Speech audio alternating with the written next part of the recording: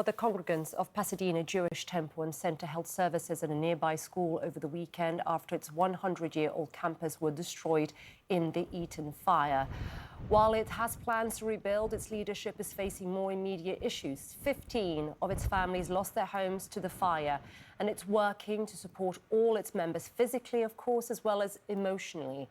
Its members did get some good news as the flames approached the facility. The temple's cantor raced back to the building to save its drawers. You see the footage there. She was able to secure all 13 of the sacred scrolls. Cantor Ruth Berman joins me now. And Cantor Berman, thank you very much for taking the time to speak to us. It's just remarkable as we look at those images that you were able to salvage, of course, those drawers. Positive news among so much loss, of course. Tell us about that moment, first of all. Well, thank you for taking the time. I was at home and I received a phone call from one of our congregants that lived close by. He let me know that the fires were ramping up and the wind was getting stronger and that there was no doubt it was going to get there. And so I used the word remarkable. I would say there are moments in your life where you don't feel, you just act. You don't think, well, do I feel like going or not? It's just the right thing to do. And being in partnership with others who also care, we went, we got on the car and we went and we got there with probably about 15 minutes to spare.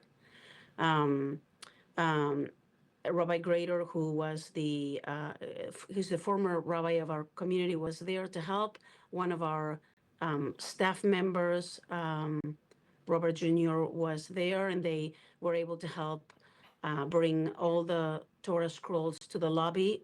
And then my husband and I and the president of the shul, the synagogue, just put the scrolls in the car. I think we had about 6-7 minutes of electricity, and then the electricity cut off, and we saw that the embers were starting to fall in the parking lot. And I remember screaming to my husband because I couldn't see him. There was so much smoke inside the building that I said to him, "Do you have all the scrolls?" And he said, "I do." And I said, "Okay, it's time to go." Really very close, isn't it, with only minutes there. And I know that many of members of your congregation, they also have lost homes.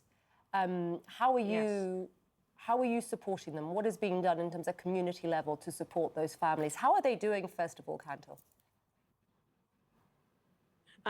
We are hanging in there.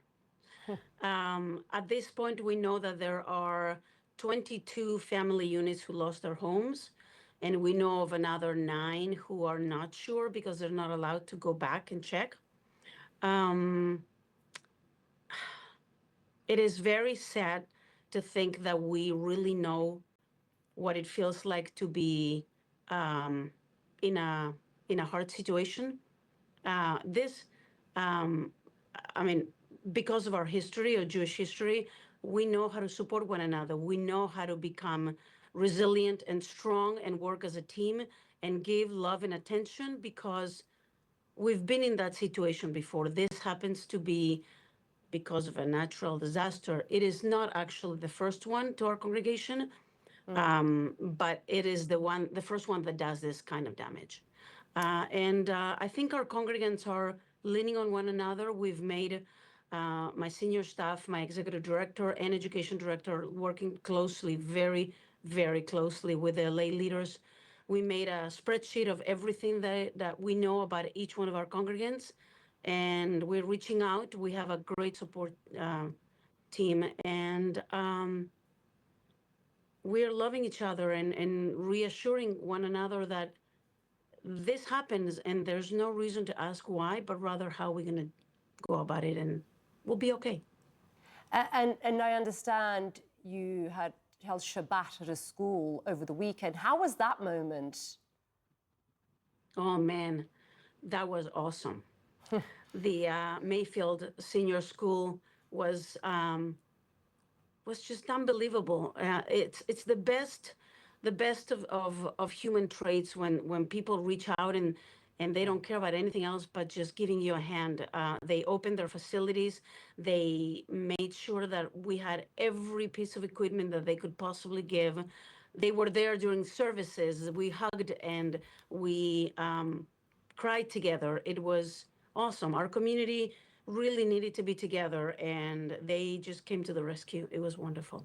That is wonderful to hear, that moment of coming together, supporting each other, supporting the community. As you were talking or looking at the images of the fire, I wonder, Cantor, what plans there are for the temple, what plans for rebuilding, what is being considered, or is it too soon?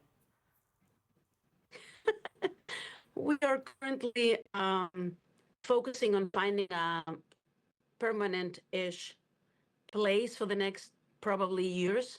We are definitely rebuilding, but we are not nearly in the thinking process of rebuilding in that site. So I would say yes, and let's get through the next Shabbat.